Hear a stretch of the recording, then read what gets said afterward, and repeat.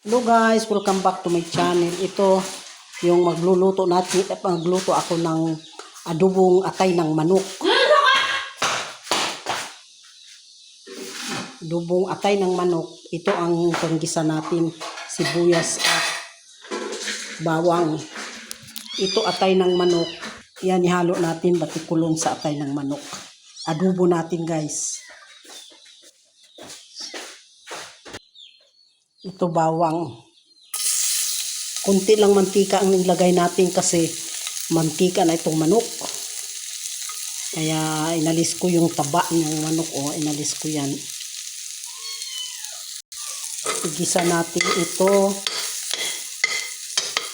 sa bawang. Isin natin itong balat. At saka, ayan, sibuyas.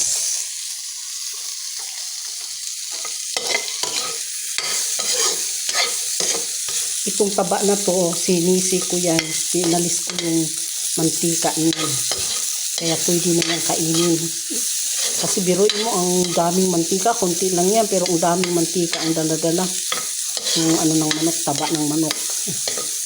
Halos kalahati ng tasa ang inalis ko. Ito na guys. Ay, ito.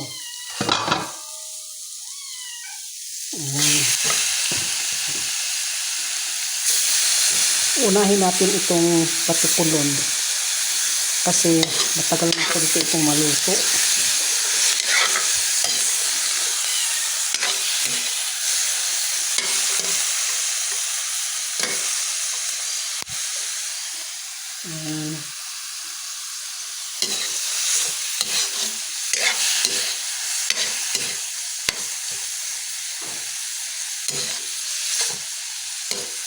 Saka lagyan natin ito ng soy. Maya-maya ng konti. At saka ko na ihalo yung atay ng manok pag medyo nag-brown na itong batikulon.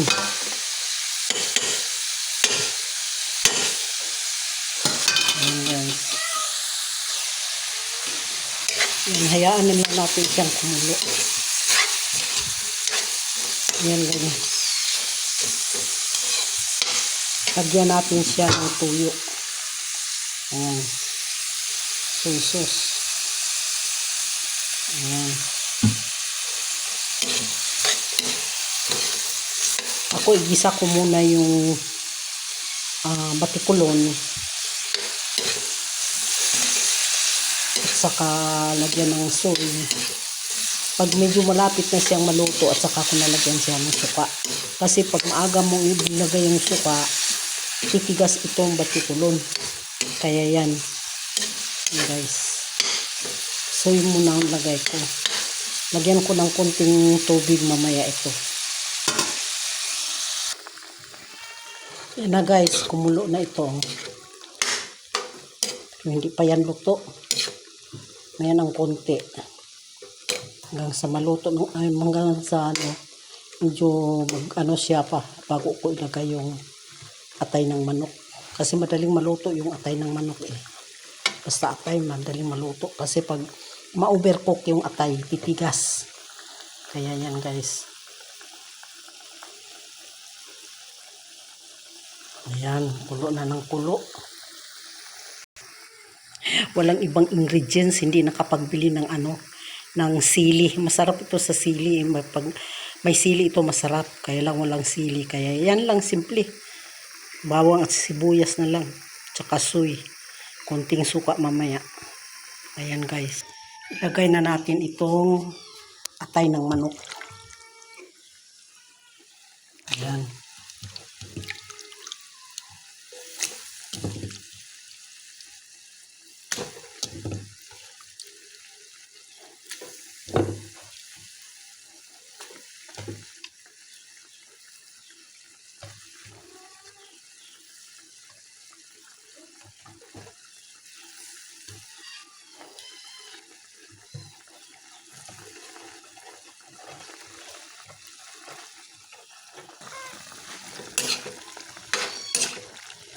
Yan guys, atay ng manok at saka batikulon.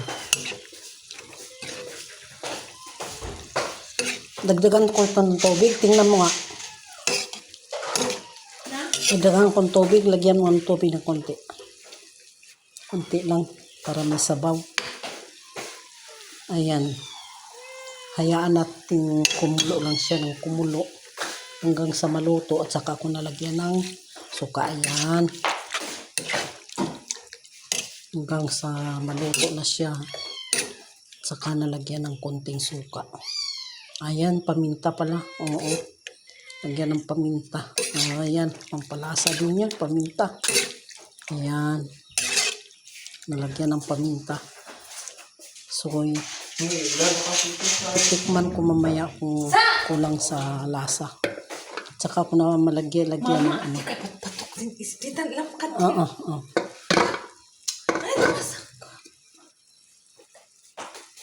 Ayan, guys. Hayaan natin kumulo lang siya ng kumulo at saka pag naluto na, lagyan ko siya ng suka. Ayan na. Kulo na ng kulo. Maya ng konti. Tikman ko to. Pag medyo maluto na yung atay ng manok, saka ko na siya tikman. Kung tama yung soy. Hindi na natin lagyan ito ng asin kasi yung soy maalat na yun. Kaya hindi na natin asinan siya. Soy lang ang pangtimpla natin. Kaya yan guys. Oh.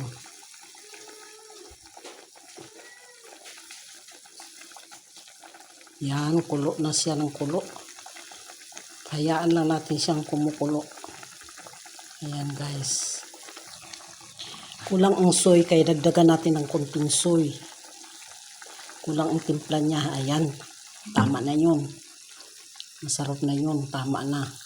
Maya ng konti suka naman ang ilagay ko. Pag talagang alam kong luto na ito, at saka ko nalagyan na siya ng suka. Yan, kulo ng kulo. Hindi pa siya luto kasi iba pang kulay yung atay. Hanggang sa maluto ng konti dahil ayoko ring half cook Ayoko ring half cook na atay. Pag nakikitang mayroon pang siyang kulay pula. Kaya yan guys.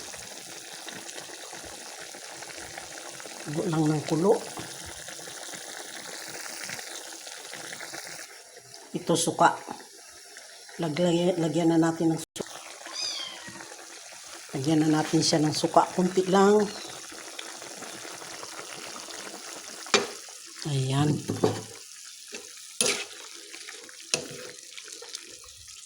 Para matawag naman na adobo.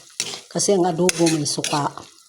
Yung iba pag nagluluto sila ng adobo, ihahalo na, timplahan na nila.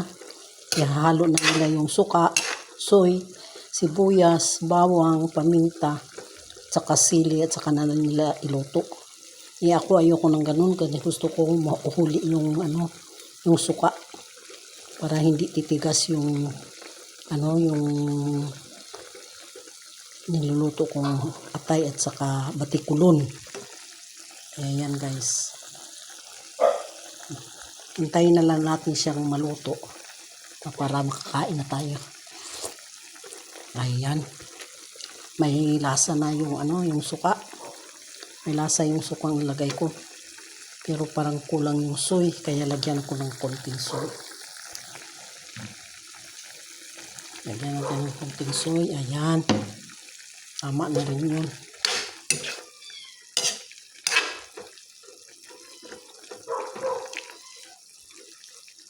Ayan guys. Ano na ito? Palukin lang natin ng paluwakin. May ng konti. Tama na. Pwede nang kumain. Ayan.